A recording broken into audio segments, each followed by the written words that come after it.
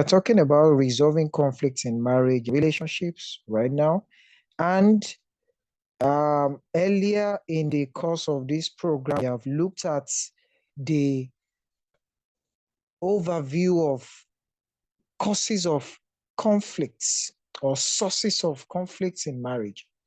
And we discovered that there is a difference between the symptoms of conflicts and the sources. All right. There's a difference between the sources and the symptoms. Most times, what we see, what people see, all right, are the symptoms.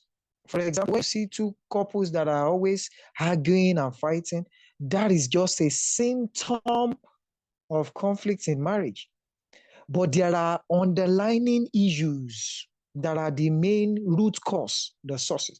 If you go to the hospital for treatment, the doctor will not start treating the symptom. The doctor will try to ask you to carry out a test to know what exactly is the root cause of that challenge.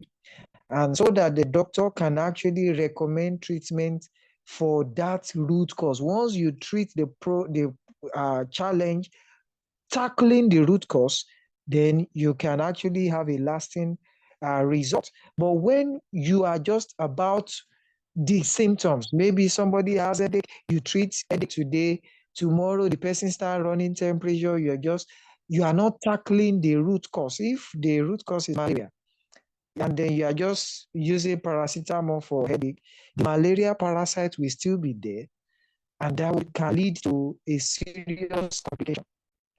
So it's also important in marriage that we're able to identify the sources of conflict and the symptoms. We treated all of that in one of the previous sessions. So tonight, let's look at how we can now resolve conflict in marriage and relationships. Now, picking up pieces, picking up the pieces, we don't have irreconcilable differences, but we have selfish and self-centered people. That is the truth. So when you see couples going into divorce, all right, and they say it's because of irreconcilable differences, that is actually not true. There is nothing like irreconcilable differences.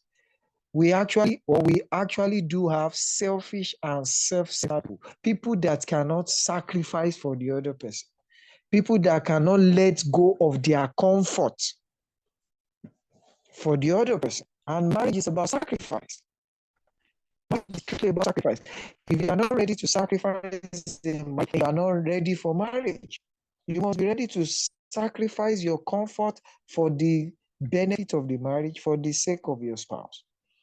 So what are the objectives for this class? We'll be at the end of the discussion, everybody should understand of conflicts in marriage and family, assess practice in the conflict, assess the conflict, understand the importance of intervention, understand the 5-step conflict resolution model, then learn how to use couples conflict to enrich marriages. So what that means is that you can actually turn your conflict to a benefit in your marriage, an advantage. In fact, at the end of every conflict in marriage, the marriage is supposed to be stronger if you eventually or actually manage the conflict effectively. And that is why we'll be talking about effective conflict resolution, how to actually manage conflicts effectively. Now, we said conflicts are unavoidable in marriage because the marriage is a union of two individuals who are different, have different perspectives, feelings, etc. And we said for any organization or family to last,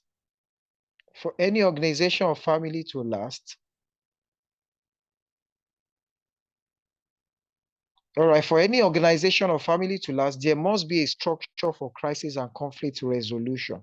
Yes, there has to be a structure on ground.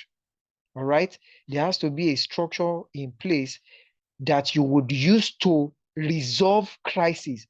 Now, when there is no plan on ground, when crises or conflicts come up and you don't have a plan, you don't have a strategy that you want to use to actually sort that problem, it can escalate. That is why it's important. Yes, we can say we know that everything will be rosy, we will not have issues. But so many families are in crisis today because of lack of understanding of effective conflict resolution or conflict management. They were not able to manage conflict effectively when they had conflict. And then that conflict graduated to become a crisis. So for any organization or family to last, there must be a structure for crisis and conflict resolution. Crisis versus conflict, are they the same? No, they are not. All right. It begins with disagreement, and then from disagreement becomes a conflict of opinion, conflict of ideas. And if conflict is not well managed, it graduates into a crisis. Now, crisis is a time of great difficulty or danger. A time an important life-saving decision must be taken. It means an unstable situation or extreme danger. That is what crisis is. Unstable situation or extreme danger. Something is at stake.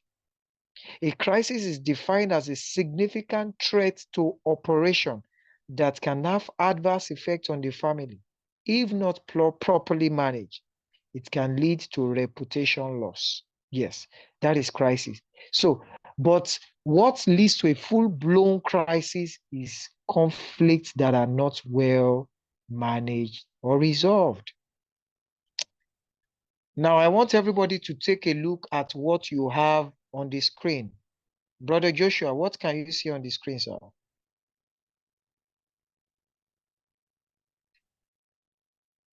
You can unmute yourself.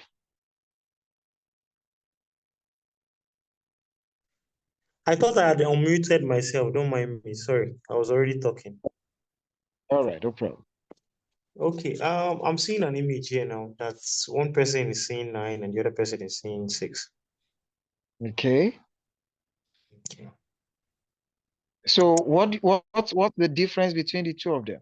Is any of them wrong? Is the other person correct? Who is correct? Who is wrong? Both of them are correct. Oh, both of them are correct. Yes, sir. Wow. Depending on the place Wow. that you're standing. Yeah. Thank you. Thank you. Thank you.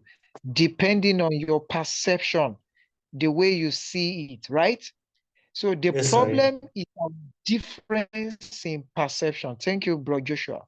Now, this is what conflict is in marriage. The problem is our difference in perception. One person is looking at it from this side of the coin, all right? The other person is seeing the other side of the coin. One person is saying 9 is correct. The other person is saying 6. She's also correct. Both of them have a point. Both of them have a route that can lead to the destination. Is just that, okay, maybe one route might be faster than the other, but both of them, the intention is to get to the destination. So yesterday we discussed that we must always learn to separate the person from the issue. When you have a conflict with your spouse, separate the person from the issue. The person is not the problem. It is the issue that you should tackle. Not I hate you.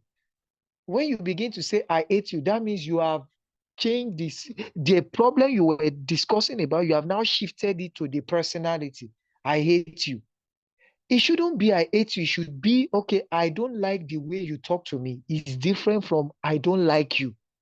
And you see two different things now. So if we can actually begin to see from the other person's perspective, we will see that they might actually be right.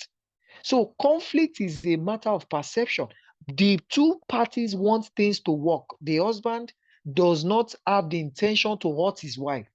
The wife does not have the intention to hurt the husband. Both of them do not. So you must always have that at the back of your mind when you want to resolve conflict. Know that your spouse is not having an intention to actually harm you. Your spouse does not have intention to hurt you. Whatever your spouse is doing, he or she is doing for the good of the marriage. That is the starting point. When you have that understanding, then you know that it's not about, I want to win by all costs, I must win. No, it's just a matter of perception. Both of you have brains, your brains are working, and you are seeing things from different perspectives based on your experiences, based on your upbringing, based on a lot of things.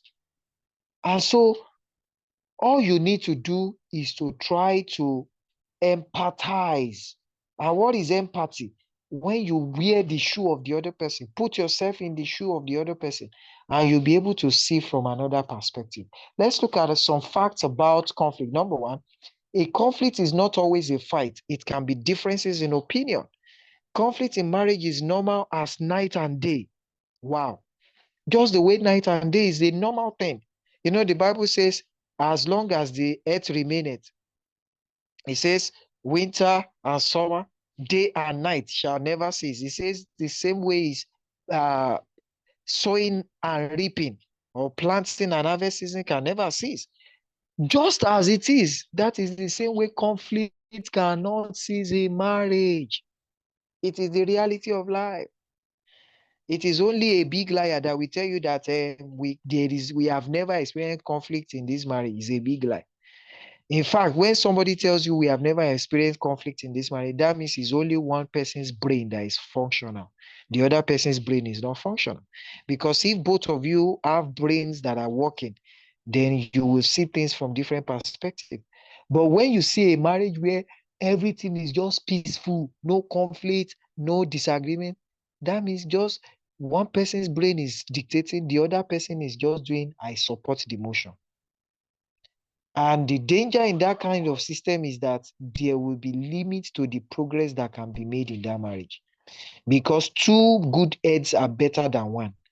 The decision that two people will make together, when they share opinions together, they will make a better opinion than each individual's opinion. And that is the reality. So conflict in marriage is normal as night and day. What makes it abnormal is when the friction does not lead to coercion. What is coercion? Coercion is a kind of force between two materials of the same kind. All right. So when there's cohesiveness, when you say there's cohesiveness, that means both of them align together. Meaning that conflict is meant to bring the husband and wife closer to each other if it is effectively managed. But what we see in so many marriages today is that conflict tear apart marriages because there are no effective conflict resolution plans. All right. In marriages, disagreeing is a sign that we are about to make progress. Look at that fact. So when your spouse disagrees with you, it's a sign that we are about to make progress, not a sign that your husband hates you or your wife hates you. No, it's a sign that we're about to make progress. The real problem is not the conflict in itself, but how we see the conflict. So to solve the problem, change your perception. Let's proceed. Conflicts have patterns. There's a method to every conflict. You can destroy the pattern and it will die off. A soft answer turns away wrath. That is what the Bible says in Proverbs. Soft answer, the way you answer, we were talking about communication. We said the voice and the tone of the voice has a lot to do. So when you want to resolve conflict, the tone matters. In every marriage, there's a peacemaker and there's a peace dweller. When we're talking about money, we spoke about a spender and a saver. This time around, we are now talking about a peacemaker and a peace dweller. The peacemaker is that person that is very quick to say, oh yeah, please, let's just settle. Oh yeah, sorry. Oh yeah, just sorry. Is it okay? Oh yeah, sorry. Yes, it does not mean that that person is weaker. Being a peacemaker does not make you weak. It is just a proof of meekness. Meekness does not mean weakness. Even the Bible says, blessed are the peacemakers. All right. So there is a blessing of God that follows every peacemaker in the home. So the more mature person can actually be the peacemaker. The first person to say sorry does not mean he is the one that is wrong. So you saying sorry first does not mean you are wrong. It only shows that you are actually mature. So the more mature person is the peacemaker, the first person to say sorry. Some people in marriage or when they have conflict in their marriage, the man is waiting for the woman to apologize first. The woman is waiting for the man to apologize first. The woman will begin to say, after all, I did not offend him. He was the one that offended me. So he should say sorry first. And both of them will say, I'm not ready to say sorry. So let's just keep mute. And they begin to give each other silent treatment. And then they will be living like cat and rat in the same house. They don't talk. They can stay in the house. You see couples staying in the house for 1 week, 2 weeks without talking. That is terrible. Malice. God hates that. God does not. In fact, it should be a rule in your marriage that no conflict will go unresolved per day. We don't go to bed. Nobody goes to sleep until this conflict is resolved. If you can make that a rule in your home, it will work. That's one of the things that happens in my home. We try as much as possible to resolve every conflict that day. Before you go to bed, we are not going to sleep. Let's resolve this. So on your bed, you can actually resolve some conflicts there. Do not allow any conflict to remain till tomorrow. Note, one part is not more important than the other. Don't copy others. Do what works in your marriage. Disagreement versus conflict versus crisis. I have explained that. Begins with disagreement, then you have a conflict, and then it graduates to crisis if it is not well managed. But if it is well managed, then you are good to go. In marriage, verbal emotional violence is as damaging as physical violence. There are some men, they don't beat their wife, they don't slap their wife, but the words that come out of their mouth is damaging, is killing. Yesterday, when we were dealing with communication, we mentioned some things you should not say. Don't threaten your wife with divorce. There are some men, they will just say, I will send you back to your mother's house. I will send you back to your father's house. In fact, before I come back from work, I don't want to see you. Pack your load and go back to your. It does not show maturity. Some men like that, they feel that it shows that, yes, I'm the one in charge. This is my house. I can send you back to your mother's house if you misbehave. That is a wrong mentality. It is even immaturity for a man to be threatening his wife by saying, I will send you back to your father's house. That's immaturity. When the Bible says two of you are now one, so you are saying you are telling her that you will send her back to her father's house, as if she came to your house as a slave. That home is meant for both of you, not for the man alone. So yesterday we also spoke about the love language or the language of communication. So your spouse's love language is their password. Without speaking it, you cannot get the best from your spouse. And that's why it's important. You should know your spouse or your fiancé or fiancé's love language. There are 5 love languages. Some people it's act of service. Some people is touch. Some people is gifts. Some people is quality time. All right.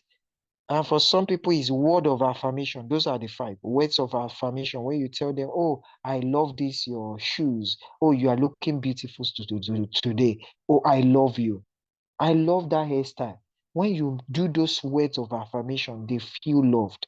Some, it's quality time, spend quality time with them. Some, it's gifts. They like gifts so much. So you need to know your spouse's love language. It is their password. And how can you discover this love language? That is the way they usually express love to other people. The way a person expresses love to you is actually a pointer to their own love language, because that is what love means to them. And what love means to different people differs. What love means to the husband may not be what love means to the wife. That the of the husband might just be maybe physical touch, and what love means to the wife is gifts. If you are not buying her gifts, she will not feel loved. Even though you are, that is why you see some men saying, I have done everything possible. I have done everything I know how to do. Yet this woman is not satisfied. What else do you want me to do? It simply shows that you have not discovered the love language of that woman and you are not speaking it. And if you don't speak that love language, it is a wrong password. There is no way it will open that device. If your password is wrong, the device will not open. So without speaking it, you can't get the best from them. Be teachable. In the university of marriage, nobody is a graduate. Yes, marriage is a university. The day you get married in church, they give you a certificate. It is the only university where they give you a certificate on the day of matriculation. The day you enter into the marriage, that's the day they give you certificate. So you are meant to be learning every day in that marriage. So we must be teachable. And that's one of the reasons why premarital counseling is very important. And counseling, if you think you need counseling, why not? And that is also one of the reasons why a platform like Marriage Matrix exists, so that we can learn, we can unlearn, we can relearn. Thank God for all that is happening on that platform. At least every month we study a book on marriage, so that we can learn, we can be effectively prepared to succeed in marriage. So in the University of Marriage, nobody is a graduate. Next, conflict is inevitable. Don't run from it. The 3 Ds of conflict prevention.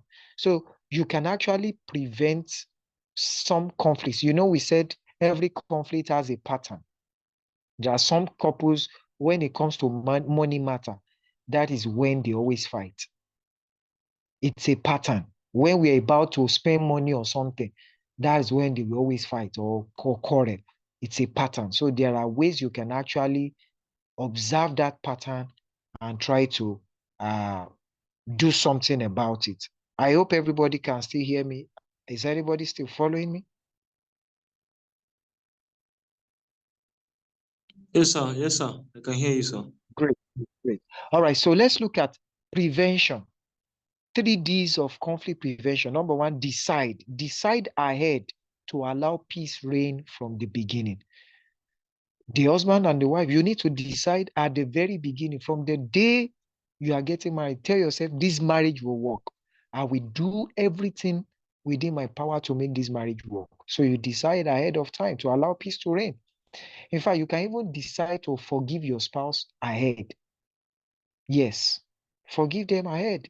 In case you do something that I've already forgiven you. So if you have done that ahead, then you will not find it difficult to forgive when you are offended.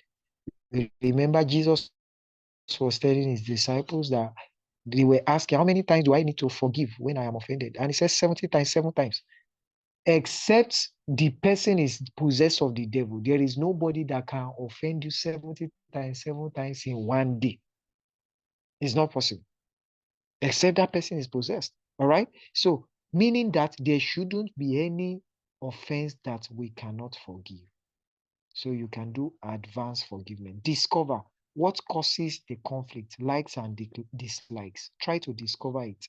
Then determine to make it work. Then early intervention is very important. As soon as you notice that this is becoming a recurring decimal, you do something about it. Early intervention. Keys to managing conflict in marriage. Understand differences between roles and responsibilities. So they are different. Roles and responsibilities are not the same. Responsibilities are traditional, but roles can change. Roles are sometimes determined by culture and traditions. Roles in the home, for example, accountant who keeps the account. We have discussed that. Who keeps the record? Disciplinarian. There might be a disciplinarian in the home. Spirituality chief.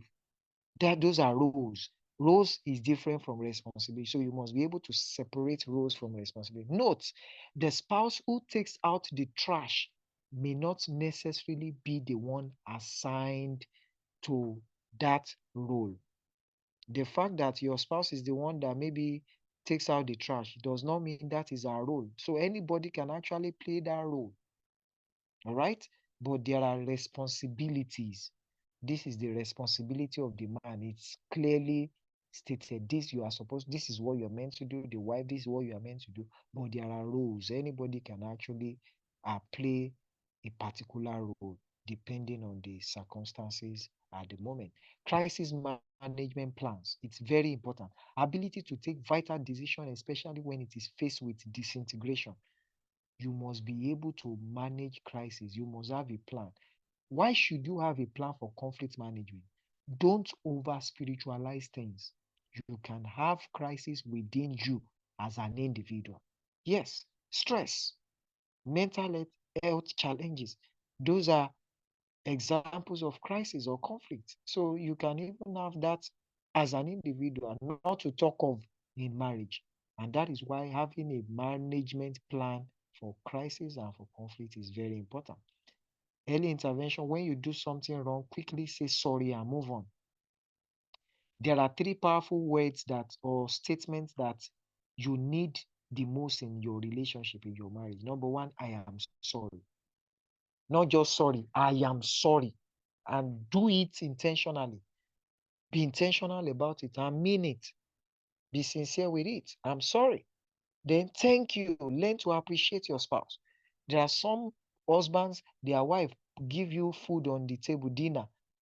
You eat and you even complain. Can't you see this soup is too salty? Can't you see this one? You complain. You can't even say thank you. Yes, we know that you were the one that put money down, but she also labored in the kitchen to prepare the food. You can't eat money. Somebody needs to go to the kitchen, prepare it, and so you should be able to appreciate. Then please, we must be able to say, please, could you please do this for me? Could you please help to do this? Courtesy is very, very important. It will help to reduce a lot of conflicts in marriages. Learn to say sorry. Now, many people find it difficult to say sorry or I'm sorry. Now, look at this statement. When a child falls, you say sorry not because you fell in. Your child, or when a child falls and you tell that child sorry, were you the one that was responsible for the problem of that child or for the falling? No, but you want comfort for that child. That is why you said sorry.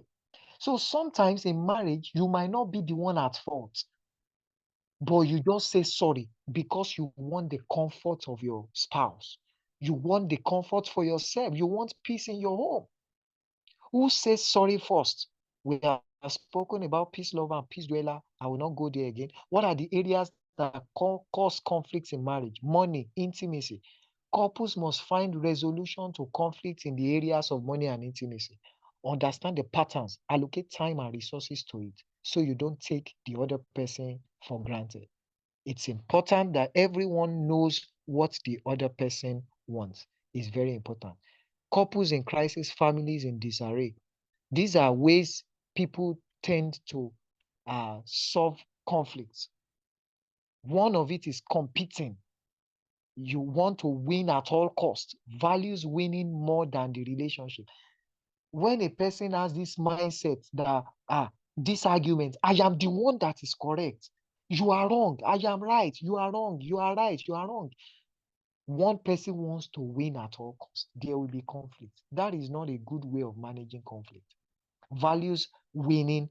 That person values to win the argument more than the relationship. Then you have accommodating. Accommodating sets aside personal interest to please others. These people value relationship higher than winning. This is not also a very good pattern or method of resolving conflict, even though it's good, but it's not the best. Compromising, ignores or withdraws from conflict, interested in 50-50 outcome, moderately values relationship, avoidance, hopes the conflict will resolve itself, may be perceived as nonchalant, has low value for the relationship and self-interest. The best of them is collaborating. Collaborating sees conflict as a problem that needs to be addressed, is willing to go outside the box to solve problems. This one value relationship highly. The motto for these people is I win, you win, we all win. That is collaboration. If you look at the what we have on the slide, you have competing, win, lose. Your needs are met. So for competing, only one person wins, the other person loses. For avoiding, lose, lose, no needs met, withholding complaints. We don't want, we are avoiding. Let's not talk about it. Don't just come. All right. You have accommodating, lose win, lose win. That is accommodating. Somebody wins, the other person lose. Your needs are not met. Then you have compromising. Compromising. Then compromising is at the center of everything. Then you have collaborating. Collaborating means win-win. Both needs are met so that both of us win. When you add everything together, at the middle of all of this is compromising. So compromising means you must be able to actually shift your ground. So let's look at it. Resolving conflict strategies, strategies that are used to resolve conflict. You have avoiding, competing, collaborating, accommodating, compromising. Under the avoiding, you can see both parties ignore the issue. It's a lose-lose. Under collaborating, meet the needs of all involved, and that is win-win. Under competing, only one party wins. Under accommodating, one party meets the need at his own expense. Under compromising, both parties give up something. They give up something. But the best is collaborative. Okay. 5-step conflict resolution. This model was used by Abraham when his his the Lot that was with him, the herdsmen of Lot and those of his own, they were fighting because God has enlarged him. But he saw that what can I do so that this conflict does not lead to crisis?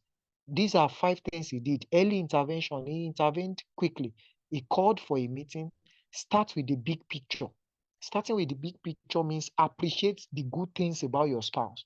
Talk about the good things they have done first before you talk about the bad things that you want to correct. Propose solution. Then you close the deal. You close the deal. All right. Now, look at this. To deal with conflict in marriage, love must be a decision, not an emotion. Love must be a decision, not an emotion. This system, the session can end any moment from now. The slide we made available. Anytime your spouse disagree with you, first separate the personality of your spouse from what they disagree about. Oftentimes, we marry both together. So look at this. If you look at this, one person is sin 4, the other person is sin 3. Conflict will be resolved if only you can change your perception, and that is what empathy is about. Thank you. I don't know if anybody has a question on this session before we wrap it up.